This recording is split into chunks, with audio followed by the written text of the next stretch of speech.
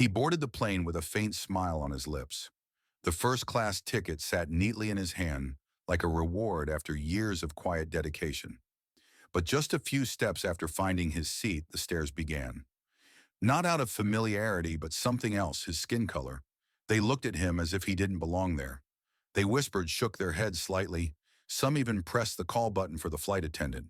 And then, just as he sat down, the flight attendant arrived. Polite but cold. "Excuse me, this is a first-class seat. Are you sure you're in the right place?"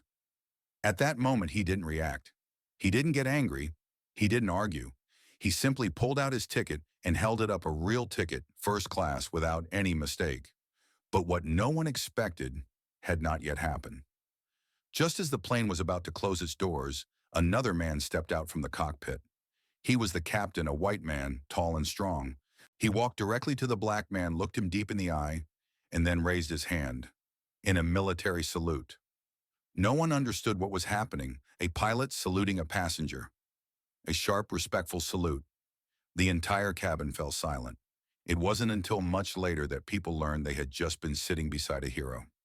In today's video, you'll hear the full story behind that gaze, behind that salute.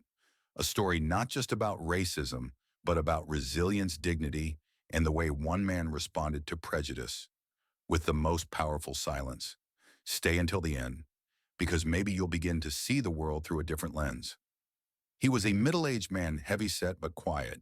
His gray coat had been neatly pressed, his old black leather shoes clean, though worn.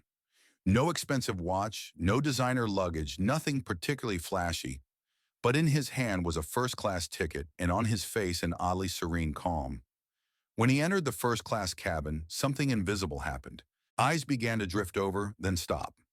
No one said anything aloud, but something in those stares, suspicion, scrutiny, a hint of disdain. To many, a black passenger in first class just didn't fit. Because somewhere in our subconscious, we've grown used to seeing other kinds of faces there. Men in suits, neatly combed, hair, white skin. And when someone doesn't match that familiar mold, our minds doubt. That's how bias works. It doesn't need words or proof. Just a glance. A Harvard study found that most Americans, when seeing a person of color in a high-end setting, subconsciously assume they don't belong there. And that reaction happens in under 1 second. We call that implicit bias. It's not loud, but it touches the very root of how we judge others in the very first moment. So what really defines a person's worth? Is it appearance or everything they've walked through? If you've ever walked into a room and felt every eye asking, "Who are you to be here?" then you'll understand how he felt. Sometimes it's our own eyes that reveal more about ourselves than the people we're looking at, and those eyes kept watching until the unexpected happened. Because the thing that shifted the entire atmosphere in the cabin wasn't the ticket. It was the man who stepped out of the cockpit. No one said a word, but the air in the first-class cabin grew heavy as soon as he sat down. The whispers sounded like fabric brushing against leather seats. A woman to his left raised an eyebrow, glanced at him, then turned to her husband. Another passenger bent down to double-check their boarding pass, as if his presence somehow made everything off. No one needed to speak. Their eyes, gestures, and silence issued a sentence. "You shouldn't be here." Then just a few minutes later, the call button chimed. "Excuse me," the flight attendant asked softly but firmly. "Are you sure this is your seat?" Her voice and tone remained courteous, but underneath was an unspoken suggestion. "You don't look like someone who belongs here." This wasn't the first time this had happened. In 2018, at a five-star hotel in Oregon, a black businessman named Jermaine was escorted out by police in the middle of the night because no one believed he was actually a guest. He had his room key, his ID, and a press briefing schedule, but none of it was enough. Just because he didn't look like a VIP guest. This story isn't about one person. It's about a deeply rooted system of belief within society that luxurious spaces like first class are implicitly reserved for a certain group of people. That's what we call social coding, the way we unconsciously assign each person a place based on appearance, voice, or skin color. And the danger here is this: when enough people share the bias, it no longer feels like an opinion, it becomes a judgment. A single whisper might be easy to ignore, but when everyone whispers at once, it becomes an echo, an unspoken verdict that no one signs but everyone agrees on. Have you ever felt judged simply for existing? Simply because you didn't look like everyone else in the room? And if so, what did you do? That's the moment many would choose anger. But not him. He simply nodded, handed over his ticket like a quiet statement. And then silence returned. But this time it wasn't just the silence of prejudice, it was the silence of anticipation. Because just when the cabin seemed to have settled, someone stepped out and with a single act made every whisper fall truly silent. The flight attendant held the ticket in her hand, her eyes glancing quickly over the information. Then she looked back at the man.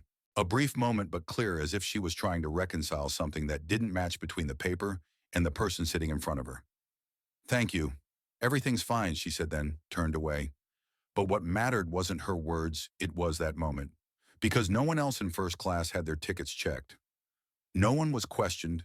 No one had to prove they belonged, except him. Somewhere deep inside that airplane, his validity had been silently put on trial without a single word. But the way they looked at him, the way they summoned the attendant, the way the attendant hesitated, all pointed to one thing. Do you really deserve to be here? And that doesn't only happen on airplanes. In 2018, Dr. Leslie Jones, a black academic and Harvard graduate, was asked by campus police to leave the university building where she taught. The reason a passerby thought she looked suspicious while typing on her laptop in the student lounge. She wasn't yelling. She wasn't doing anything unusual. She just didn't look like what people imagined a Harvard scholar to be. That's what we call presumed illegitimacy, when you have to prove you belong in a place where others are automatically accepted. And the heartbreaking part is this proving that belonging doesn't only require degrees, paperwork, or a valid ticket. Sometimes it requires patience. Privilege isn't always about wealth or status. Sometimes it's simply about not being questioned. Imagine what if you had to prove you're worthy every day, every time you entered a room, an office, a cafe. How would that feel? Would you keep your composure like that man? Or would you break? But he didn't break. He stayed silent. And that silence became a mirror. Because just minutes later, another man would emerge. A man no one in the cabin would ever dare question. And he did something no one expected. With one gesture that made every whisper go completely quiet. The attendant held the ticket, her face composed but searching. She glanced back at the man once more, perhaps still wondering, then walked away. No words of apology, no acknowledgement of the assumptions, just the usual cabin procedures.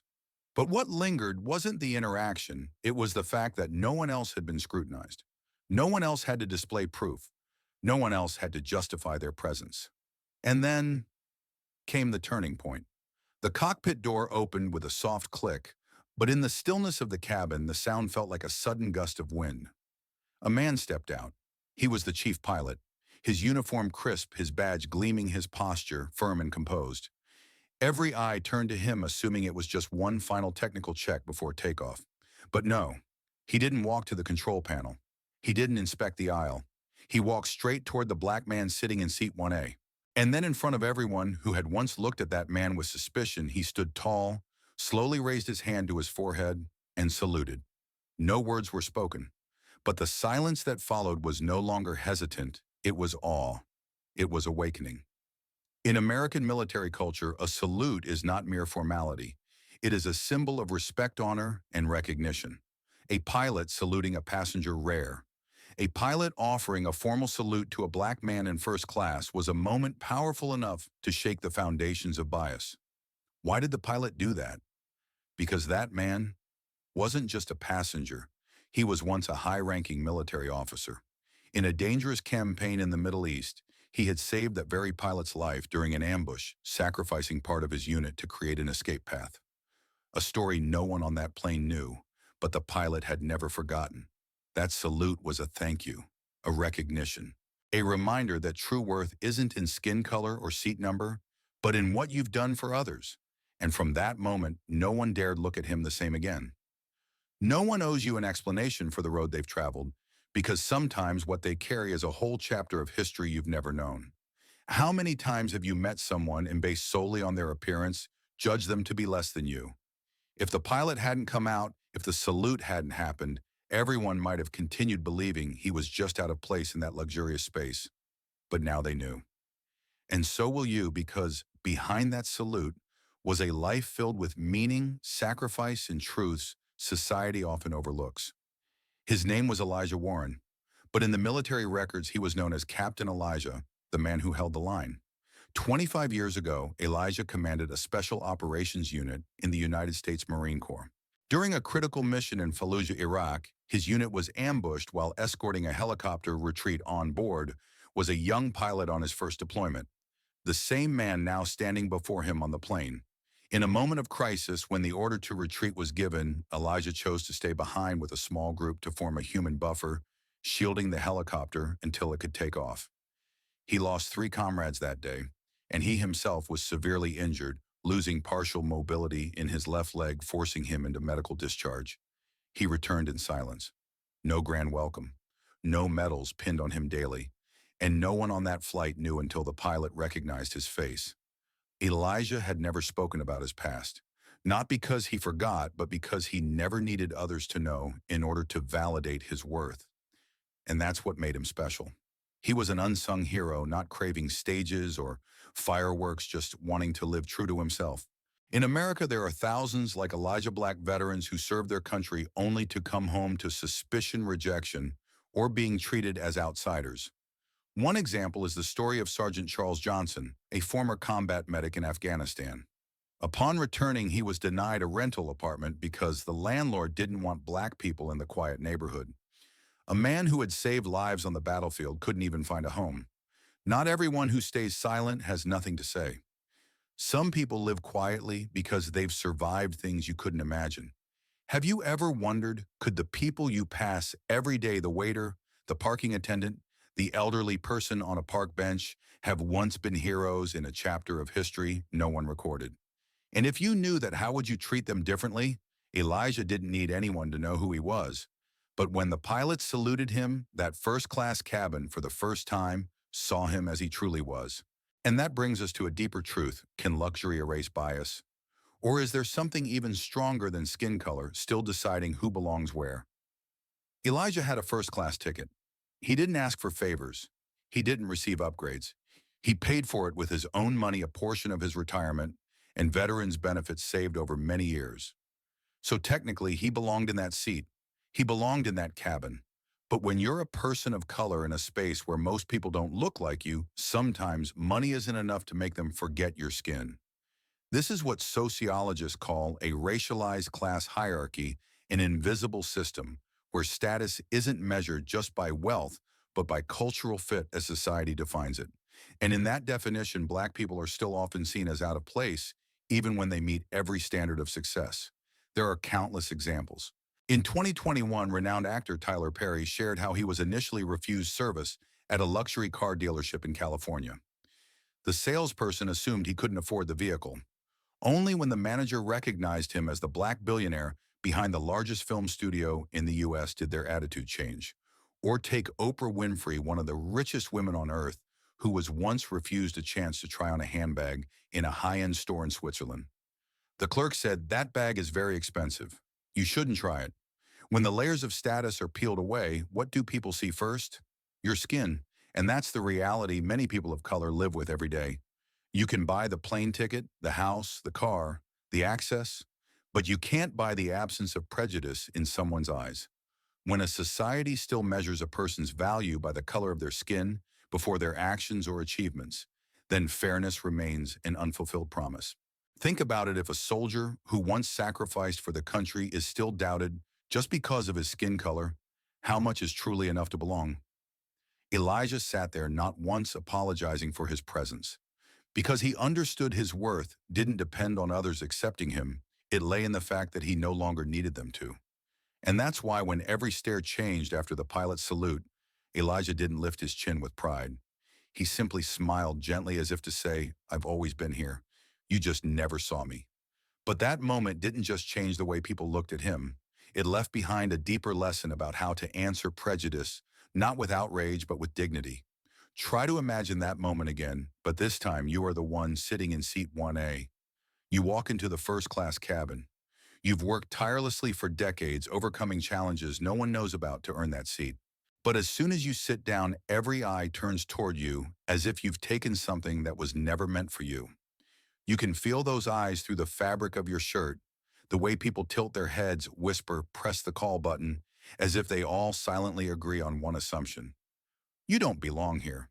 The question is, how would you react if an entire space seemed unwilling to believe that you deserve to be there, even after all you've done? This is no longer just Elijah's story. It's the story of anyone who's ever been seen as out of place simply because they didn't match the image others expected. It could be an Asian girl in a law school class full of men, a Latino man in a high-level investment meeting, a person with a disability at a fashion event. They're not in the wrong place, it's just that others' eyes haven't caught up yet. One shocking example is the 2018 Starbucks incident in Philadelphia, where two black men were handcuffed and taken away by police simply for sitting and waiting for a friend without ordering anything. They weren't disruptive. They didn't violate any rules. But the manager felt uncomfortable with their presence. That's why role reversal is such a powerful tool for awakening awareness. When we put ourselves in the shoes of those being judged, we begin to truly understand what it feels like to be reduced to a single label: skin color, gender, age, or status. Sometimes the best way to change your perspective is to pause and ask, if that were me, how would I feel? Have you ever walked into a room and felt like you had to prove your worth just to be respected? And if you have, did you stay silent, get angry, or choose Elijah's way? Because the way Elijah chose to respond with calmness, without a single word of defense, shifted the atmosphere of the entire cabin. Not because he said something grand, but because he allowed others' actions to reflect their own conscience. And that brings us to the final and perhaps the most profound realization: silence is not surrender. Sometimes it is the most beautiful and noble form of resistance. Elijah said nothing. He didn't claim credit. He didn't ask for an apology. He didn't look back at those who had doubted him. He simply sat quietly.